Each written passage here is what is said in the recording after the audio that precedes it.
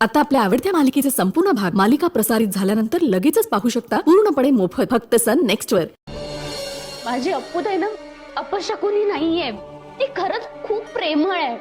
Please please असं करू नका।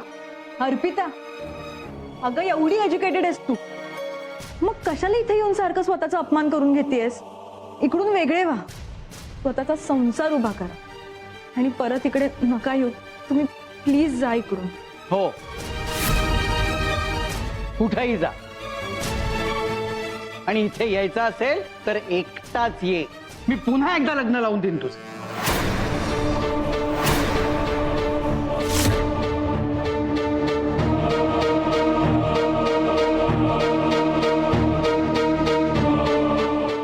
बघितलंस, तरी मी तुला सांगत होतो इथे येण्यात काहीच अर्थ नाहीये। चला इथून निघूया, चला। एवढी अर्पिता थांब, आपल्याला मम्मीचा आशीर्वाद मिळालाय तेवढा पुरेसा आहे। अहो ऐका माझं, त्यांना जाऊ देऊ नका हो। तुम्ही थांबवा त्यांना। हे बघ, मी माझी अट सांगितलेली आहे। माझ्यासाठी हा विषय संपला। चला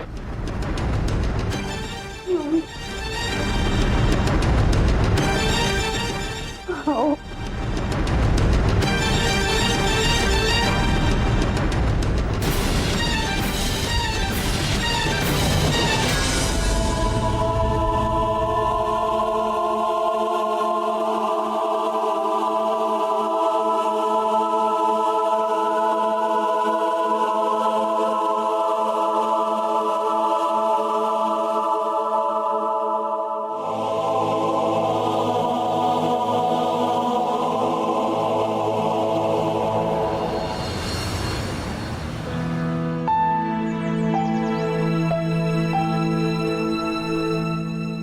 वसुधाताई,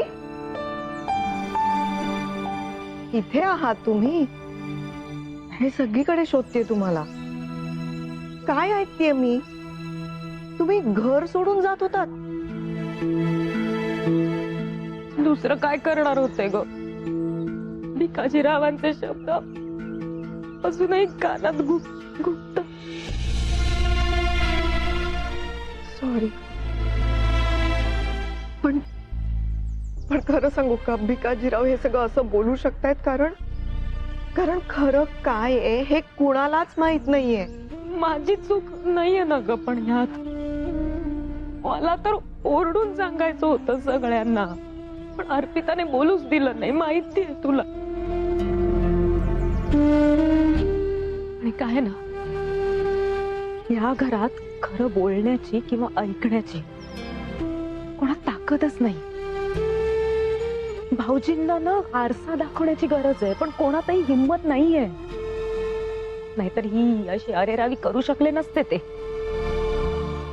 काय चालवलं वेडेपणा त्यांनी? हा, युवराजला वेगळं राहायला सांगायचं, हे पटतंय तुला? किती विचित्र आहे।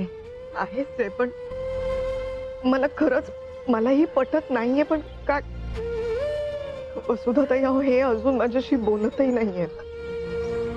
त्यांना असं वाटतंय की मी जबरदस्तीने युवराजच्या गळ्यात अर्पिताला बांधलंय। आता कसं सांगू यांना की एकदा काय ना, ते खरं त्यांना सांगून टाकायला हवं, म्हणजे ना सगळ्यांचे ताण कमी होते। हे बघ मंजिरीताई, आता गौतम भाऊजी किंवा कोणाशीही खोटं बोलण्याची गरज नाहीये, खरं सांगून टाकायला हवं। बरोबर आहे तुमचं, आता यांना खरं सांगायलाच लागेल। मला वाटतं अर्पिता आणि युवराजला परत येऊ दे, मग आपण खरं काय ते सांगून टाकूया।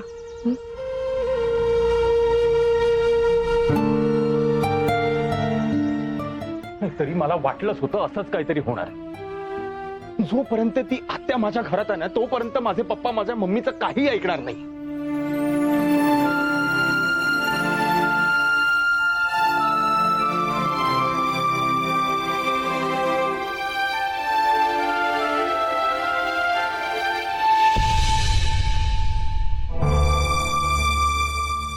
हे बघ, तू पप्पांचं बोलणं मनावर घेऊ नकोस। अगं ते असेच आहे, आता जोपर्यंत त्यांची चूक त्यांनाच कळत नाही ना तोपर्यंत आपण परत इथे यायचं नाही. राज पण तू तुझ्या आईपासून सुद्धा वेगळं होतो. नाही अगं, तू वेडी आहेस का? अगं मी भेटेन माझ्या मम्मीला अधून मधून. आणि तुला काय वाटतं माझे पप्पा का 24 तास पहारा देणार आहेत का? आणि मम्मी आपल्याला तुमच्या घरी भेटायला येऊ शकते नाही? बरोबर आहे. हे बघा, तुम्ही आता ना जास्त टेन्शन घेऊ नका. लग्नानंतर आपल्या सोसायटीत ही ठरलेली कौटुंबिक नाटक आहे. हळूहळू सगळं नीट होईल. थोडा वेळ जाऊ द्या. तोपर्यंत तुम्ही तुमचं लग्न एन्जॉय करा. चला निघूया.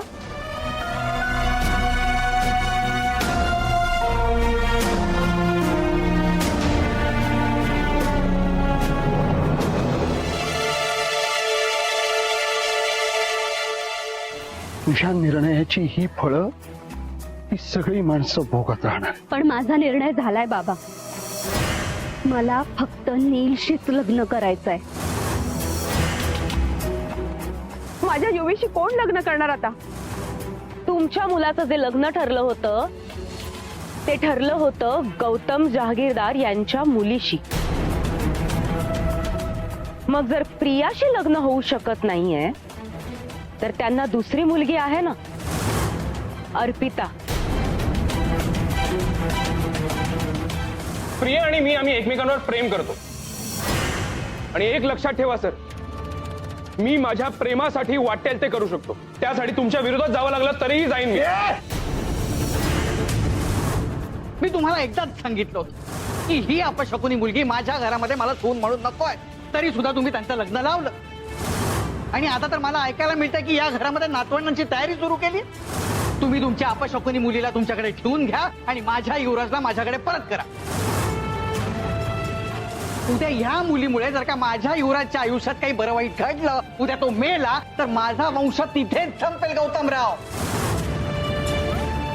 जागीरदार साहेब, हा भिकाजी कुबेर आहे ना, खूप छोटा आहे तुमचा. तुम्ही खूप मोठे आहात. पण तरी देखील तुम्हाला एक प्रश्न विचार. ही मुलगी तुमच्या पहिल्या मेलेल्या बायकोची मुलगी जी तुम्हाला नकोच, पण मग त्याच मेलेल्या बायकोची ही बहीण तुम्हाला हवी हवीशी का? भिकाजीराव फार बोलताय आता. बोलायला तुम्ही भाग पाडताय गौतमराव. का? त्या मेलेल्या बायकोच्या बहिणीला एवढं महत्व का? बायको मेली तरी बायकोची बहीण घरामध्ये राहते असं कुठे असतं का? तुम्हाला ना आता ओपन चॅलेंज देतो. तुमच्यापेक्षा श्रीमंत माणसाच्या पोरीबरोबर माझ्या युवराजचं लग्न नाही ना लावलं तर नाव भिकाजी कुबेर सांगणार नाही.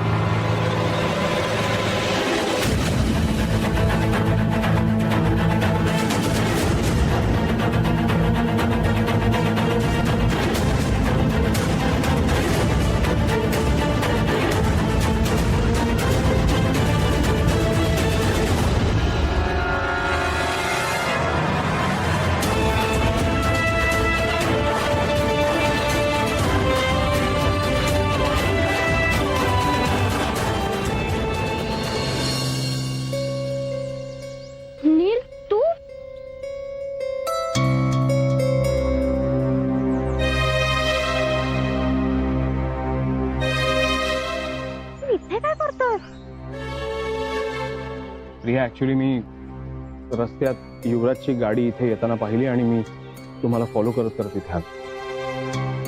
अरे पण का? मला कदाचित यानंतर युवराज आणि अर्पिता दोघांशी बोलण्याची संधी मिळणार नाही, म्हणून आज मी इथे त्यांच्याशी बोलायला आलो.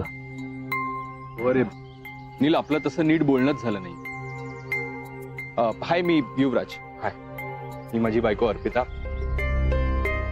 वेल नील, सॉरी अरे, तू इथे असा माझ्या घरासमोर उभा आहेस आणि मी तुला माझ्या घरात इन्व्हाइट करू शकत नाही, कारण माझ्या घरात मलाच एंट्री नाही. म्हणजे मला कळलं नाही. ते माझ्या पप्पांना माझं आणि अर्पिताचं लग्न मान्य नाही म्हणून. हो, I am sorry to hear that. इथेही काही वेगळी परिस्थिती नाहीये म्हणा. प्रियाच्या बाबांना आमचं प्रेम मान्य नाहीये. So it seems that we are sailing in the same boat. हा, या काइंड ऑफ. आणि म्हणूनच मला तुम्हा दोघांची मदत हवी आहे. मला असं वाटतंय की प्रियाने तिच्या बाबांना निदान आमची एंगेजमेंट व्हावी यासाठी तरी कन्व्हिन्स करावं. मी नील तुला किती वेळा सांगितलंय मला तुझ्याशी लग्न करायचं नाहीये म्हणून. प्रिया,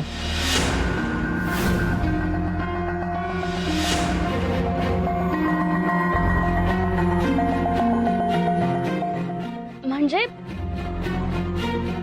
आत्ता नाही करायचंय आणि निदान पुढची 2 वर्ष तर नाहीच नाही. पियू, तू असं का बोलतेस नीलशी? अगं, तो तुझ्या प्रेमामुळे इथे थांबलाय, त्याच्यामुळे तुझं लग्न मोडलंय. कधी नव्हे तर याच्यासाठी तू बाबांचा राग ओढावून घेतलास ना, आणि आता तूच त्याच्याशी असं वागतेयस. पियू, मला खरं खरं सांग, तुझं खरंच त्याच्यावर प्रेम आहे ना?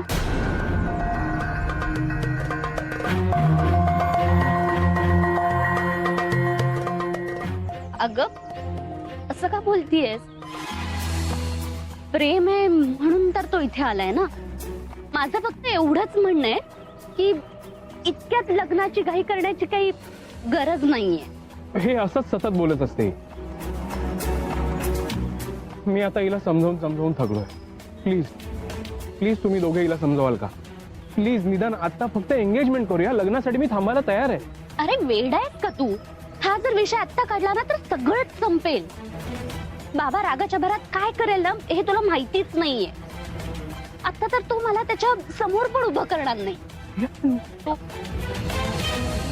तू काळजी करू नकोस, मी समजावते तिला. आमची पिऊ जरा जास्तच हट्टी आहे. नाही म्हणजे बरोबर आहे तुझं. 2 वर्ष का थांबायचंय लग्नासाठी म्हणजे कळतच नाहीये मला. हे बघ, गौतम सरांचा राग जोपर्यंत शांत होत नाही ना तोपर्यंत आपण काहीच करू शकत. सो आय फील की आपण आणखीन काही दिवस थांबलेलं बरं. आणि तसंही तू हा मला आवडलेला आहेस. सो डोंट वरी, तुझं आणि प्रियाचं लग्न लवकरात लवकर होणं ही आमची जबाबदारी. And welcome to the family. Thank you so much Yuvraj. Arpita, Yuvraj, मी तुमचे आभार कसे मानू मला खरंच कळत नाही. नाही ठीक आहे, मी कितीही वेळ थांबेन, पण आता तुम्ही दोघे आमच्या बाजूने आहात ना, देन आय एम शुअर आमची लव्ह स्टोरी नक्की सक्सेसफुल होईल. आणि आमचं लग्न होईपर्यंत मी मलेशियाला परत जाणार नाही.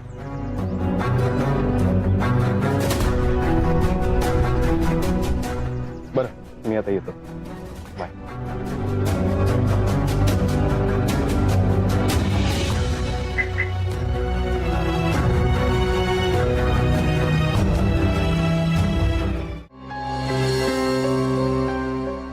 काय काय झालं? काय म्हणाले तुझे पप्पा? जे अपेक्षित होतं तेच झालं. आणि आणि ह्या सगळ्यात ती आत्या आहेच आगीत तेल ओतण्यासाठी. तुझे पप्पा येऊन गेल्यापासून हे खूप जास्ती अस्वस्थ आहेत. त्यांना काही लागलं तर ते आईंना हाक मारतायत. पण सर, आता सुद्धा खोलीतच आहेत का? असं वाटतंय कारण पिकाजीराव येऊन गेल्यापासून खूप दुखावले गेलेत ते.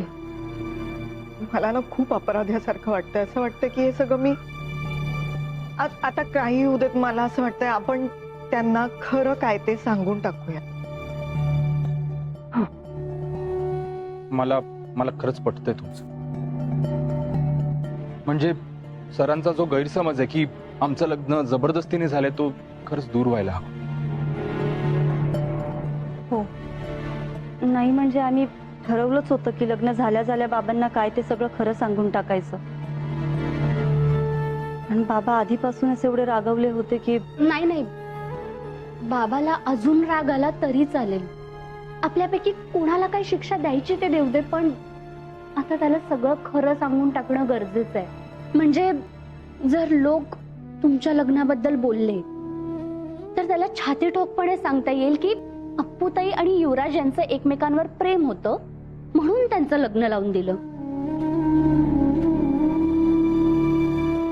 म्हणजे त्याच्यावरती फसवणुकीचे आरोप तरी होणार नाहीत आणि त्याचा त्याला मुळात त्रास होणार नाही. आपल्याला सगळ्यांना तर माहितीच आहे की बाबाला खोटं बोललेलं अजिबात आवडत नाही. प्रिया, बरोबर आहे तुझं. सरांना आता सगळं खरं खरं सांगायची वेळ आली आहे. मी सरांना इथे घेऊनच येतो. जे काही व्हायचं ना ते सगळ्यांसमोरच होऊ दे.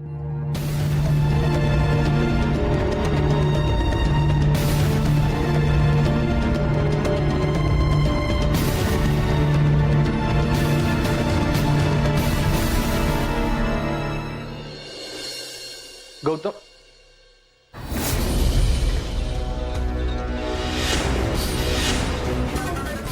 Gautam sir, Gautam, Arpita sir sir काय झालं सर? सर अर्पिता सर काहीतरी बोला ना हो.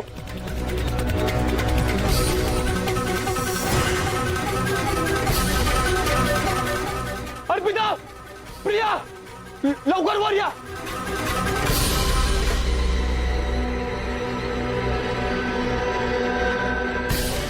सर सर सर काय झालं सर? सर प्लीज बोला ना काहीतरी सर.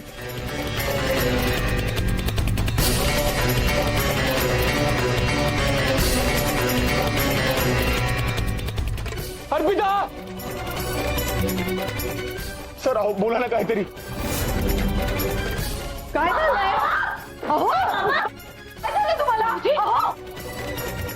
अहो काय झालं? गौतम काय काय झालंय बाबांना? बाबा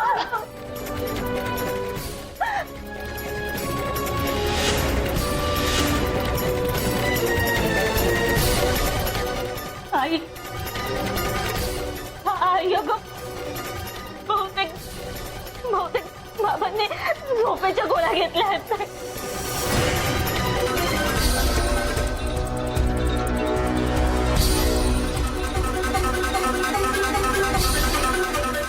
अगं अगं सांभाळ म्हणजे आजी बघ प्रिया, तू ताबडतोब डॉक्टरांना कॉल कर. आजी, तुम्ही इथेच आईंसोबत थांबा. अर्पिता, लवकर ड्रायव्हरला गाडी काढा सांग, लवकर. सांभाळ बा मंजिरी. बाबा बाबा बाबा उठ ना. बाबा बाबा उठ ना. काय झालं? उठ ना.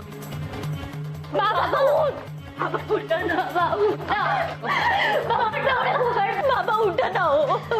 बाबा उठ ना. बाबा बघ.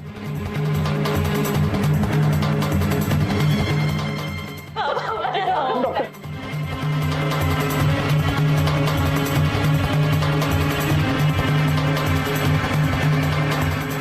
हे बघा, नक्की काय झालं होतं ते सांगा.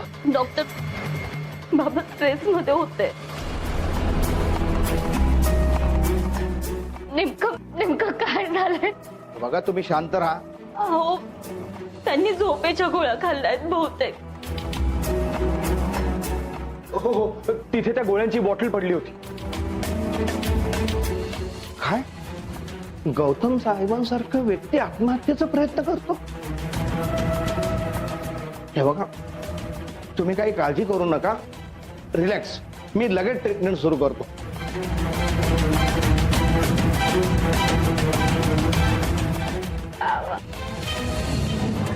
प्रिया, अर्पिता, धीर धरा. आपण गौतम भाऊजींना हॉस्पिटलमध्ये घेऊन आलोय की नाही? ते नक्की बरे होते. हा, धीर धरा.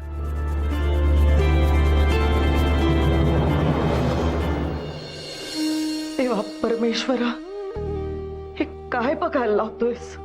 गौतम अशा अवस्थेपर्यंत पोहोचेल असं कधी वाटलं नव्हतं मला. मी त्याला बोलले म्हणून तर त्याने आत्महत्या करण्याचा प्रयत्न नाही ना केला. आता सगळं तुझ्या हाती आहे.